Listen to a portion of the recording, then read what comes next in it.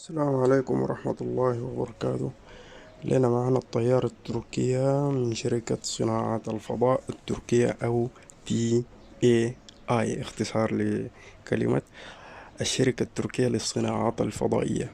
تركيا بسم الله ما شاء الله في السنين الأخيرة بقت ماشية بقفزة الضوء أو بسرعة الضوء في الصناعات الخفيفة أو الصناعات العسكرية.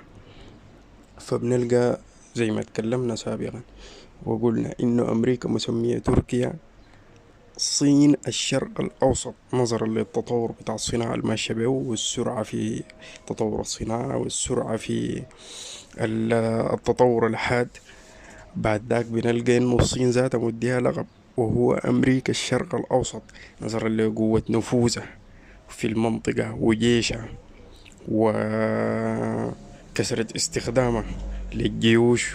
وحتى انه بنلقى انه عندها عدة جيش، ما جيش واحد، لدرجة انه الولايات المتحدة اجبرتها فقط تخلي في الخدمة 300 ألف لا أكثر.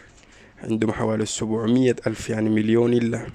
بسم الله ما شاء الله، دولة ماشية في تطور وصناعاتها ما شاء الله يعني سابقة زي ما بقولوا لعهدها. ليلة معانا الطيارة التركية تاي هورجت. تاي هورجت هي طيارة تدريب وقتال خفيفة، طيارة ذات محرك واحد، تم تطويرها من شركة الفضاء التركية للصناعات. من المخطط إنها تقلع الطيارة دي كان في السنة اللي فاتت أو الربع الأخير من 2022، وبالفعل تركيا بدأت في تصنيع الطيارة السنة اللي فاتت ودخلت حيز الإنتاج خلاص، لأنه في دول عاوزة تشتريها زي المغرب، الجزائر، بلدان أفريقيا، الجيوش الناشئة.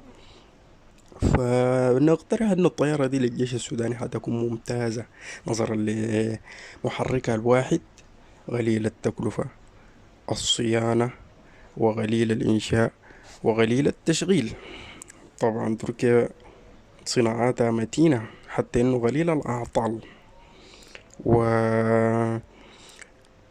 والعلاقات الحاصلة بين الجيش السوداني والجيش التركي أو الحكومة التركية والحكومة السودانية ما شاء الله ماشية في تطور، فنرجو إنه حكومتنا تستفيد من الكلام ده وتسلح نفسها من تركيا، لأنه تركيا دولة قوية وصناعاتها متينة وما شاء الله ما فيها كلام. يعني ممكن تستخدم الطيارة الجيش السوداني أو ممكن يستخدم الطيارة الجيش السوداني في تمشيط الحدود، دك الحصون، ضرب المدرعات، أو